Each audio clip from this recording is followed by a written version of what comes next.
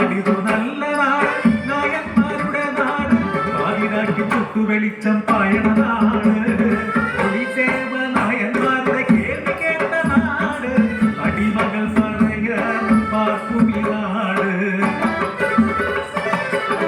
കല്ലിയാമ്പൽ കണ്ണുള്ള കാട്ടുപെണ്ണ്, ഉഷിരുള്ള മാരനുണ്ട് കോഴിച്ചക്കൻ,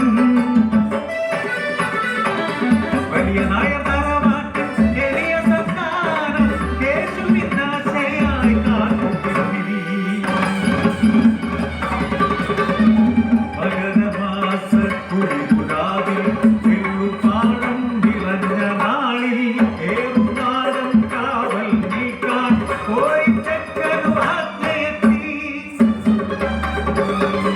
നാടില്ല തക്കം നോക്കി കാക്കൂന്റെ ചെറ്റപ്പുഴയിൽ ശൃംഗാരം പുഞ്ചിരിയാൽ കേളുവെത്തി കാക്കൂന്റെ കയ്യിൽ പിടിതമിട്ടു. നാടിനെ പോലെ വിറച്ചു വാടിയാത്തി താന്നു കരഞ്ഞു ഭയന്നു ചൊല്ലി. അടിവയറിൽ കുഞ്ഞു നാമ്പുണ്ടെന്നാ അടിയങ്ങളെയൊന്നും ചെയ്യല്ലപ്പാ. കടന്നു പിടിച്ച കാട്ടുപെണ്ണിനെ അലറിക്കരത്തിലായി കാത്തു.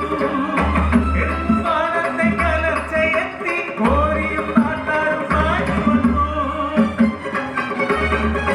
അപഹാസ്യനായ അടിയേറ്റനായ പകമൂത്ത പാമ്പു പോൽ തിരിച്ചുപോയി.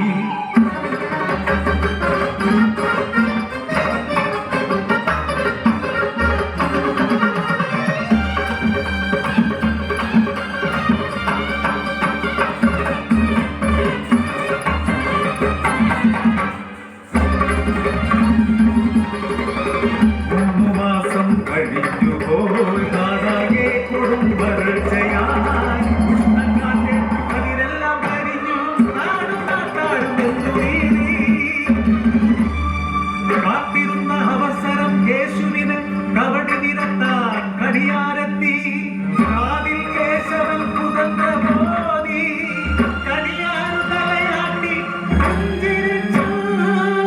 പറയങ്ങാടിയിൽ അടിയാത്തിവയറ്റിൽ ശാപജന്മം ജനിക്കും മുന്നേ കുഞ്ഞിനെയും ജന്മം നൽകിയ പടയനെയും കാളിക്ക് ബലി കൊടുക്കണം.